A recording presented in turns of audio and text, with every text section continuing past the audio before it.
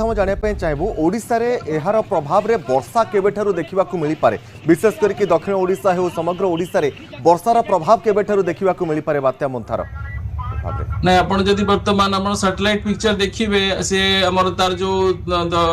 पश्चिम पट जो बादल खंड अछि तमिलनाडु उपकूलवर्ती आंध्र उपकूलवर्ती ऑलरेडी टच करिवा आरंभ कलानी ओडिशा रे भी किछि भी टिके दूर रहउची कारण ऑलमोस्ट 700 किलोमीटर दूर रहउची तार आउटर बैंड्स पूरा मते लागुची आज अपराह्न परे परे टिके झिपझिपी वर्षा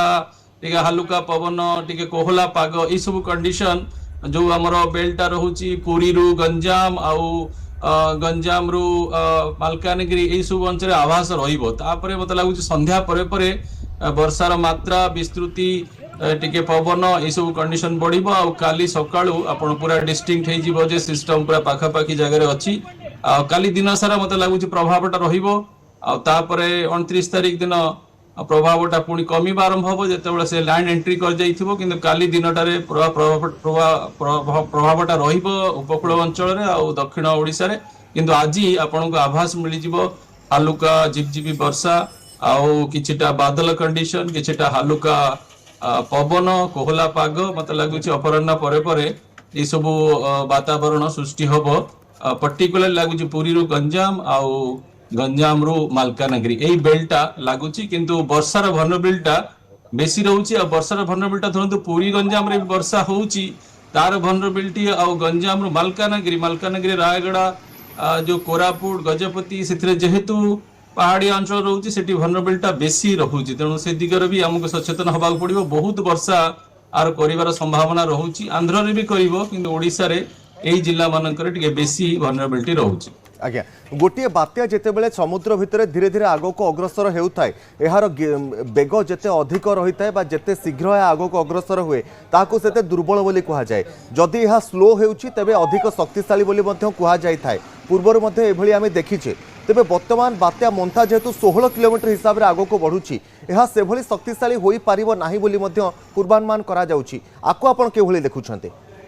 हाँ आपण ठीक कथा कहले किंतु एटा संपूर्ण मु एग्री करिबिनी मु गुडे आपण एग्जांपल देई कहूची आपण गोटे दाना बात्या आसीथिला आर वर्ष ए अक्टोबर मासरे ऑलमोस्ट गोटे दिन लागिला तार लैंडफॉल प्रोसेस ये गोटे दिन रहिला किंतु घनीभूत हेलानी से कैटेगरी 1 रे वर्षा देला घनीभूत हेलानी माने समय अतिबाहित करिवाटा गोटे क्राइटेरिया ने जे आपण को साइक्लोन को कैटेगरी 1 टू कैटेगरी 5 कर दबो से गोटे प्रकार माने काइंड ऑफ क्राइटेरिया किंतु से सब क्राइटेरिया नुहे जे घनीभूत करिकी जदि बेसी समय आपण समुद्र रे बितौचंती आपण बहुत इंटेंसिफाई हे जिवे समुद्र रे बितबे गोटे फैक्टर सब फैक्टर नुहे आर विपरीत परिस्थिति मु कहि दउची वर्तमान भी जो से अवस्थित रे अछि हमर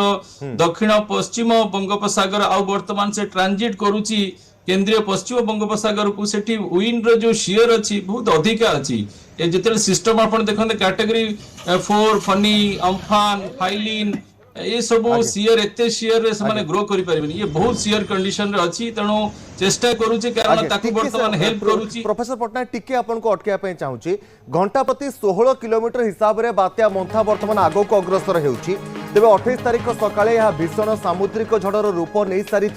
यह सामुद्रिक झड़ रूप में ही आग को अग्रसर हेउथुबो विशेष करके 10टी गुरुत्वपूर्ण दिग रही जहाँ बात्या मंथा को आमे विशेष भाव में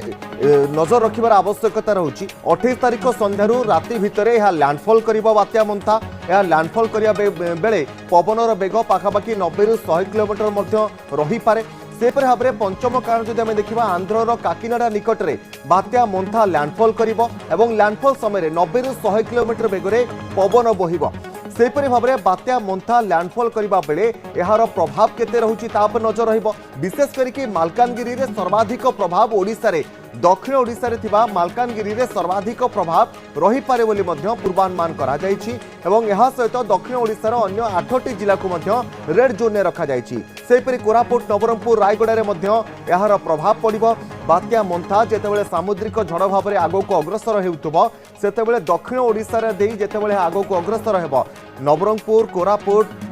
मालकानगिरी एवं रायगड़ा रे मध्य एहार प्रभाव पड़िबो विशेष करके दक्षिण ओडिसा रो गंजाम गजपति कंधमाल और कलाहांडी रे मध्य एहार प्रभाव परिलक्षित हेबो एई सब अंचल गुडी करे प्रबल अति प्रबल वर्षा होई पारे ता सहित पवन बा झटका पवन अधिक रही पारे 70-80 किलोमीटर पर्यंत रही पारे। तेज प्रभावित जिला गुड़िक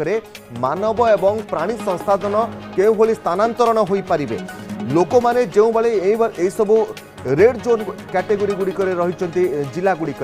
से सब जिला गुड़िक जहाँ रेड जोन जारी करा जायछि से सब जिला गुड़िक लोक मानकु सुरक्षित स्थान को स्थानांतर करने प्रक्रिया एवं भी जारी रहुछि।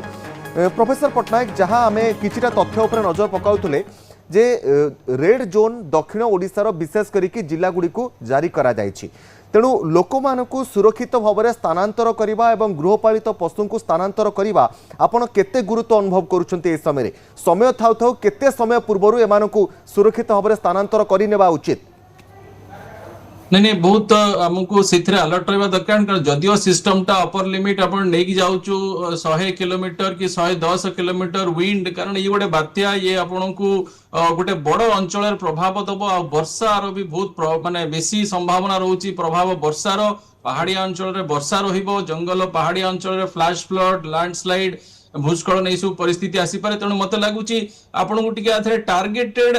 डिस्प्लेसमेंट करने को पड़ो कारण मत लगुनि कहीं मासिव जो स्केल रे हमर हुए जो पर हमर पुराना हिस्ट्री अछि से स्केल रे मते लागुच दरकार पड़िबोनी सिस्टम को किंतु टार्गेट वनरेबिलिटी आपनकर लोकन को वनरेबिलिटी जेमती प्रेग्नेंट वुमेन कि सीनियर सिटीजन टार्गेटेड ओरिएंटेड रे आपन को एटा को कस्टमाइज सर्जिकल आपन को ये करिया पड़िबो डिस्प्लेसमेंट मैसिव डिस्प्लेसमेंट मते लागुची एते दरकार पड़िबोनी जो सिस्टम रो माने रूपरेख देखि कि आपन टार्गेटेड वे रे मते लागुची आज संध्या सुधा सेटा सारी देले बहुत भलो पर्टिकुलरली से रेड जोन रे जो जिला माने अछंती कारण प्रभावटा रहिबो आज राति रो नै कि आपण नै चलंतु 29 तारिख राति पर्यंत प्रभाव रहिबो आपण बर्तन जो स्केलटा देखुचंती फोरकास्ट देखुचंती गोटे बड़ स्केल रे देखुचंती किंतु ब्लॉक स्तर रे पंचायत स्तर रे कौन कौन हबो सेटा लोकल अथॉरिटी माने ही कहि परिबे कि एई वनरेबिलिटी जगह रो डिस्प्लेसमेंट करबा दरकार कि दरकार नाही मु जो कहउथली जो आपणकर घनीभूतर जो प्रक्रिया घनीभूत प्रक्रियाटा खाली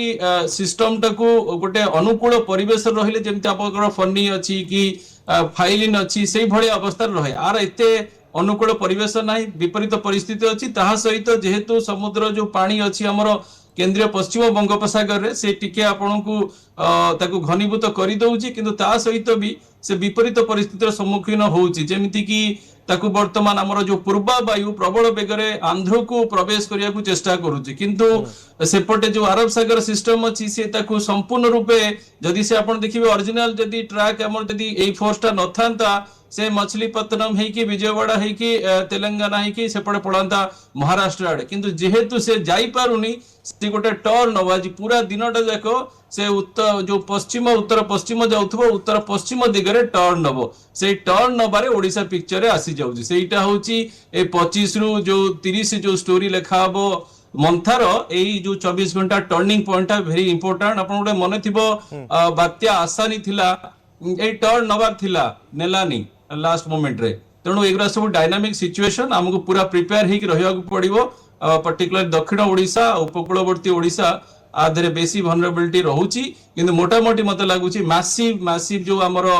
पुराना हिस्ट्री अछि से स्केल रे डिस्प्लेसमेंट मते लागुची दरकार पड़िबोनी टार्गेटेड वे रे डिस्प्लेसमेंट दरकार पड़ी पारे। आगे तेबे बात्या मंथा को आपण संभाव्य बात्या मंथा को केउ कैटेगरी रखिबे एहार समस्त स्थिति एवं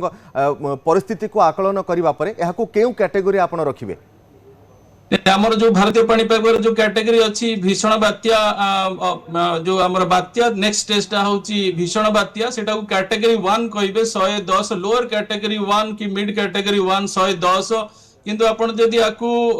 हमर जो पुराना हिस्ट्री देखिबे से तितली बात्या गोटे आसीथिला 2018 सेही टाइप रो परिस्थिति ये सृष्टि करूची कारण ये सिस्टम टा दुर्बल अछि या दुर्बल सिस्टम गुरा कोन हुए कि से माने निजर गतिपथटा निजे डिसाइड करि परंत जदि आपनकर बहुत इंटेंस बात्या थिबो जेंति म आपन पुराना एग्जांपल देली सेही लाइन रे गोटे बात्या जाइतिला हुडहुड बात्या कैटेगरी 4 कैटेगरी 5 से कोनोसी सराउंडिंग्स एनवायरनमेंट रे इन्फ्लुएंस होंतिनी से निजर रास्ता निजे डिसाइड करंती से सीधा सीधा चली जिबे फाइलिन हो अम्फान हो फनी हो किंतु ई टिके दुर्बल सिस्टम तितली भलिया सिस्टम कि ता पाखापाखि सिस्टम से जो एनवायरमेंटल फोर्सिंग रहिबो पूर्वा वायु सेपट अरब सागर सिस्टम सेपट पश्चिमा झड़ आ निजर एते शक्ति नाही तेणु से स्टीयर हे जानती एपट सेपट सेति पई आपन गोटे रेंज दिया हिची मछलीपत्तनम रु जो काकीनाडा रु वाइजाग जो कलिंगपत्तनम से रेंज रे नियर अबाउट से साउथ को ढळी की रहउची साउथ दक्षिण पश्चिम को ढळी की रहउची किंतु जेहेतु गोटे आउटर बैंड्स गुरा अछि आ से उत्तर आंध्र प्रदेश और दक्षिण ओडिशा प्रवेश करुच्ची से उपकूल जिला गुरा भी vulnerability रे आस जाउचंती नहले मुख्यतः ये आंध्र जीवा कथा से टर्निंग पाई कि से हमर ओडिशा पिक्चर आसी जाउची मते लागुची नेक्स्ट जो 48 रु 72 घंटा हमें पूरा प्रिपेयरिंग रहइबा मुख्यतः टाइम टा होची 27 संध्या रु 29 संध्या आ जदी ताठु भी जदी आपण कैटेगोरिकली देखिबे 27 संध्या रु 29 सकाळ सेही जिंसटा हेई गला परे आपण खाली वर्षार प्रभावटा रहिबो 30 तारिख पर्यंत आ 29 तारिख चली गेला प्रभाव आउ बेसी किछि चिंता करबा को पड़िबो नाही बात